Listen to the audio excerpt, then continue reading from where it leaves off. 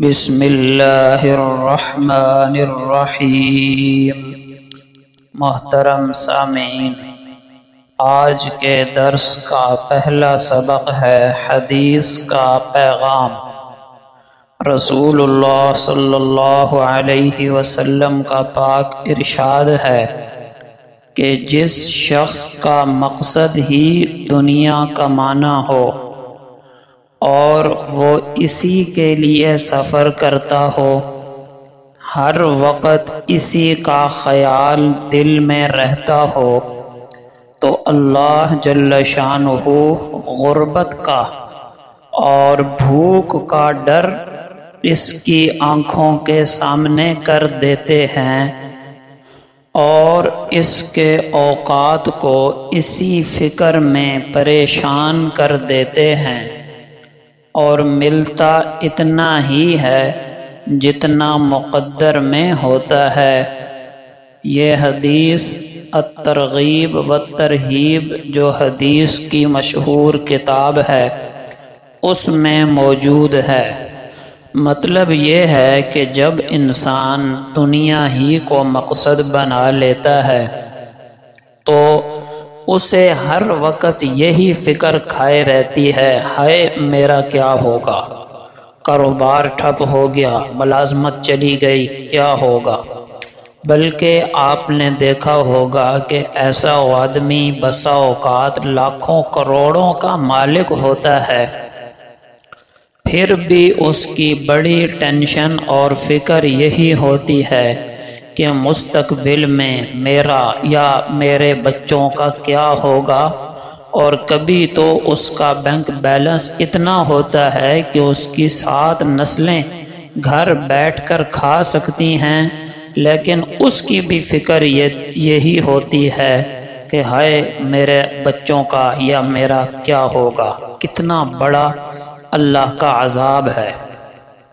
یاد رکھیں، دنیا کمانا منع نہیں ہے، یہ تو ضرورت ہے، بلکہ حرام سے بچنے کے لیے حلال کمانا تو عبادت ہے، ثواب ہے۔ تو دنیا تو ضرورت ہے، مقصد یہ ہے کہ اس ضرورت کو ضرورت کے درجے میں رکھا جائے، اس کو زندگی کا مقصد نہ بنایا جائے۔ اس کے پیچھے لگ کر اللہ سے، اپنی آخرت سے غافل ہو جانا یہ منع ہے، مطلقاً دنیا کمانا منع نہیں ہے۔ آج کا دوسرا سبق ہے گناہ کا بیان۔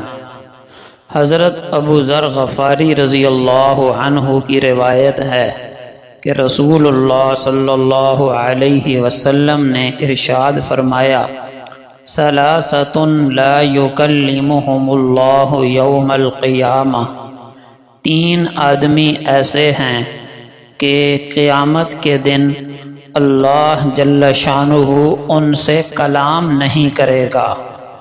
کلام نہ کرنے کا مطلب یہ ہے کہ پیار محبت والا کلام نہیں ہوگا، ہاں غصے والا، ناراضگی والا کلام ہوگا۔ دوسرا فرمایا وَلَا يَنظُرُ إِلَيْهِمْ، اللہ پاک ان کی طرف نظر رحمت نہیں فرمائے گا۔ وَلَا يُزَكِّيهِمْ، اور نہ ہی انہیں پاک کرے گا کہ جنت میں چلے جائیں، کیونکہ جنت میں وہی لوگ جا سکتے ہیں جو گناہوں سے پاک ہوں۔ اگر دنیا میں گناہوں سے توبہ کر کے اپنے آپ کو پاک نہ کیا تو پھر جہنم کی آگ میں ڈال کر پاک کیا جائے گا، پھر جنت میں جائیں گے۔ تو فرمایا ان کو اللہ تعالیٰ پاک نہیں کرے گا کہ جنت میں جائیں۔ وَلَهُمْ عَذَابٌ أَلِيمٌ، اور ان کے لیے دردناک عذاب ہوگا۔ 4 عذاب بتائے۔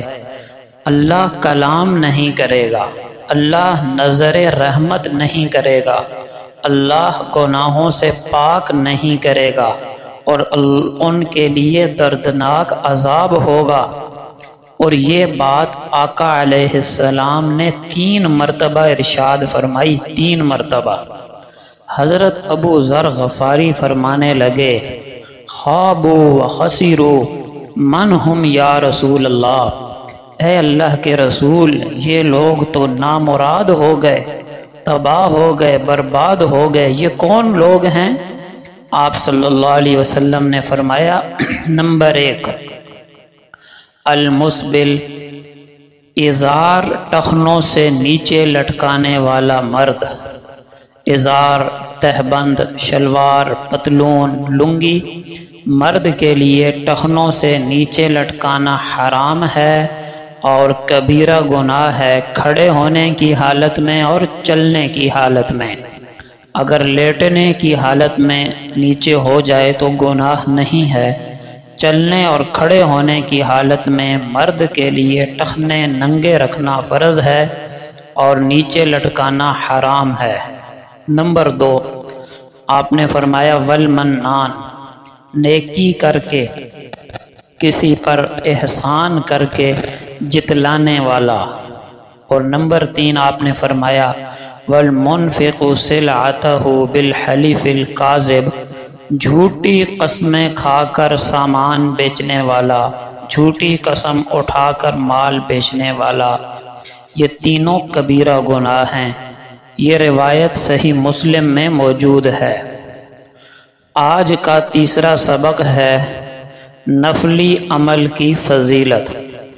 حضرت ابو ہریرہ رضی اللہ عنہ فرمانے لگے اوصانی خلیلی بثلاث، مجھے میرے خلیل نے، میرے محبوب صلی اللہ علیہ وسلم نے 3 چیزوں کی وصیت فرمائی ہے اور میں انہیں مرتے دم تک نہیں چھوڑوں گا۔ نمبر 1 ہر مہینے 3 نفلی روزے رکھنا۔ محترم دوستو، جو بندہ ہر مہینے میں 3 نفل روزے رکھ لیتا ہے تو اس کو پورا مہینہ روزے رکھنے کا اجر ملتا ہے، کیونکہ 1 نیکی 10 نیکیوں کے برابر، تو 3 روزے 30 روزوں کے برابر، اور اگر ساری زندگی ہر مہینے 3 نفلی روزوں کا اہتمام کرے گا تو گویا پوری زندگی روزے رکھنے کا اجر ملے گا۔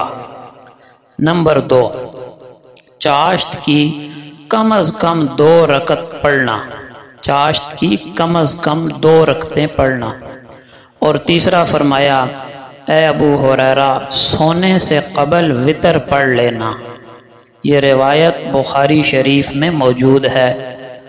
اگر آپ صبح سحری کے وقت اٹھ سکتے ہیں اور آپ کو غالب گمان ہے کہ میں اٹھ جاؤں گا تو افضل یہ ہے کہ وتر تہجد کے بعد سحری کے وقت پڑھے جائیں، لیکن اگر اعتماد نہیں ہے کہ میں پتہ نہیں اٹھ سکوں گا یا نہیں تو پھر بہتر یہ ہے کہ رات سونے سے پہلے ہی وتر پڑھ لیے جائیں، تاکہ کہیں ایسا نہ ہو کہ صبح آنکھ نہ کھلے اور یوں وتر ضائع ہو جائیں، قضا ہو جائیں۔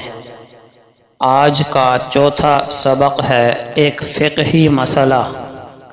وضو میں پہلا عضو دھونے کے بعد خشک ہونے سے پہلے دوسرا عضو دھو لینا سنت ہے، یعنی وضو کے اندر اعضاء کو پے در پے دھونا سنت ہے، یہ فرض نہیں ہے۔ لہٰذا اگر پہلا عضو خشک ہو گیا، اتنی تاخیر کر دی اور اس کے بعد دوسرا عضو دھویا، یہ مکروہ تو ہے لیکن وضو ہو جائے گا۔ یہ خلاف سنت تو ہے لیکن وضو ہو جائے گا، مگر خلاف سنت کرنے کی وجہ سے وضو کا اجر کم ہو جائے گا۔ آج کا درس مکمل ہوا۔ وآخر دعوانا ان الحمد للہ رب العالمین۔